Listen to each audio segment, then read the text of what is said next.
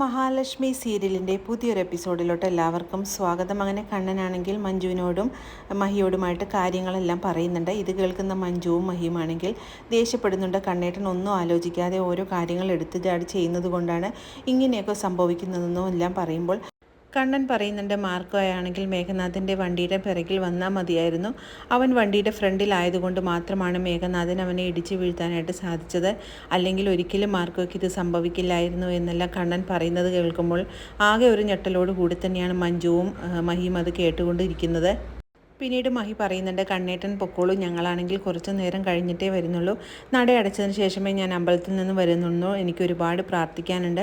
മാർക്കോയ്ക്ക് വേണ്ടി നല്ല രീതിയിൽ തന്നെ പ്രാർത്ഥിക്കണമെന്ന് പറയുകയാണ്. അങ്ങനെ മാർക്കോയ്ക്ക് വേണ്ടി നന്നായിട്ട് തന്നെ മഹി പ്രാർത്ഥിക്കുന്നുണ്ട്. ഞങ്ങളെ എല്ലാവരും രക്ഷപ്പെടുത്തുന്ന മാർക്കോയ്ക്ക് ഒരു കുഴപ്പവും സംഭവിക്കരുത് ദൈവമേ എന്ന് തന്നെ ആത്മാർത്ഥമായിട്ട് തന്നെ പ്രാർത്ഥിക്കുന്നുണ്ട് മഹിയും മഞ്ജുവും. അതേസമയം ആ അപകടം നടന്ന സ്ഥലത്തോട്ട് ആ മുത്തശ്ശിയായി വരുന്നുണ്ട്.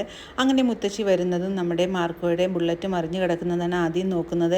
അങ്ങനെ മുന്നോട്ട് നടക്കുന്ന മുത്തശ്ശിയാണെങ്കിൽ മാർക്കോയുടെ ബ്ലഡ് വീണ് കിടക്കുന്നതും കാണുന്നുണ്ട്. ഇത് കാണുന്ന മുത്തശ്ശിക്ക് വളരെ സങ്കടമാകുന്നുണ്ട്. മുത്തശ്ശിയാണെങ്കിൽ എൻ്റെ മോൻ്റെ ചോരയല്ലേ ഈ കിടക്കുന്നതെന്ന് പറഞ്ഞുകൊണ്ട് തന്നെ മുത്തശ്ശി കൈകൊണ്ട് തന്നെ ആ ചോര വാരിയെടുക്കുന്നുണ്ട്.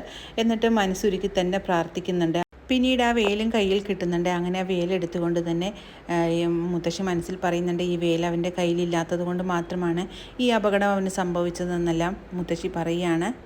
പിന്നീട് മുത്തശ്ശിയാണെങ്കിൽ ഹോസ്പിറ്റലിലോട്ട് എത്തുകയാണ്. അങ്ങനെ ഹോസ്പിറ്റലിൽ എത്തുമ്പോൾ അവിടെ ലോപ്പസ് ഇരിക്കുന്നത് കാണുമ്പോൾ മുത്തശ്ശിക്ക് ആകെ സങ്കടമാകുന്നുണ്ട്. കാരണം അത്രയും ആത്മാർത്ഥമായിട്ട് സ്നേഹിക്കുന്ന കൂട്ടുകാരനാണല്ലോ എന്ന് ഒറ്റ നോട്ടത്തിൽ തന്നെ മുത്തശ്ശിക്ക് മനസ്സിലാകുന്നു. അങ്ങനെ മുത്തശ്ശിയാണെങ്കിൽ ലോപ്പസിൻ്റെ മുന്നിൽ കൂടെ തന്നെ പോകുന്നുണ്ടെങ്കിലും ലോപ്പസിനാണെങ്കിൽ മുത്തശ്ശിയെ കാണാൻ കഴിയുന്നില്ല. അങ്ങനെ അദൃശ്യരൂപിയായി തന്നെ മുത്തശ്ശിയാണെങ്കിൽ ICUലോട്ട് കയറുന്നുണ്ട്. അങ്ങനെ ICUലെത്തുന്ന മുത്തശ്ശിയാണെങ്കിൽ നമ്മുടെ മാർക്കോനെ കാണുമ്പോൾ വളരെയേറെ സങ്കടമാകുന്നുണ്ട്. അങ്ങനെ മാർക്കോയുടെ അടുത്ത് ചെന്നുകൊണ്ട് ആ വേലുകൊണ്ട് തന്നെ മാർക്കോയുടെ നെഞ്ചത്ത് തടകുകയാണ് മുത്തശ്ശി. അതേസമയം മാർക്കോയ്ക്ക് എന്തോ ചെറിയൊരു അത്ഭുതം സംഭവിക്കുന്നുണ്ട്. പിന്നീട് മാർക്കോയുടെ തലയിലും തടകുന്നുണ്ട്. അങ്ങനെ മാർക്കോയ്ക്കാണെങ്കിൽ പെട്ടെന്ന് തന്നെ കണ്ണ് തുറക്കുന്നുണ്ട്. അങ്ങനെ മുത്തശ്ശിയെ കാണുന്ന മാർക്കോയ്ക്ക് വളരെ സന്തോഷമാകുന്നുണ്ടെന്ന് മുത്തശ്ശി പറയുന്നുണ്ട്. ഇപ്പോൾ യാതൊരുവിധ കുഴപ്പവുമില്ല. ഇപ്പോൾ എങ്ങനെയുണ്ടെന്ന് ചോദിക്കുമ്പോൾ എനിക്കിപ്പോൾ ഒരു കുഴപ്പവുമില്ല എന്ന് മുത്തശ്ശിയോടായിട്ട് പറയുകയാണ്. അങ്ങനെ മുത്തശ്ശി പറയുന്നുണ്ട്, നെറ്റിയിൽ ഭസ്മം തേച്ചിട്ടുണ്ടെങ്കിൽ എല്ലാവരും സംശയിക്കും, അതുകൊണ്ട് കുറച്ച് വായിലിട്ട് തരാമെന്ന് പറഞ്ഞുകൊണ്ട് തന്നെ മുത്തശ്ശി ആ ഭസ്മമെല്ലാം വായിലിട്ട് കൊടുക്കുകയാണ്.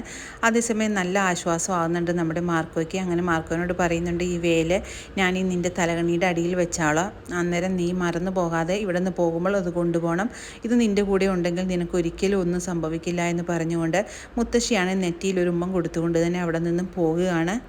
പിന്നീട് പുറത്തോട്ട് വരുന്ന മുത്തശ്ശിയാണെങ്കിൽ വളരെ വിഷമിച്ചിരിക്കുന്ന ലോപ്പസിനെയും അങ്ങോട്ട് വരുന്ന കണ്ണനെയും കാണുകയാണ്. അങ്ങനെ കണ്ണൻ്റെ മുഖം കാണുമ്പോൾ മുത്തശ്ശിക്ക് മനസ്സിലാവുന്നുണ്ട് നല്ല വിഷമത്തോടു കൂടി തന്നെയാണ് കണ്ണൻ വരുന്നതെന്ന്.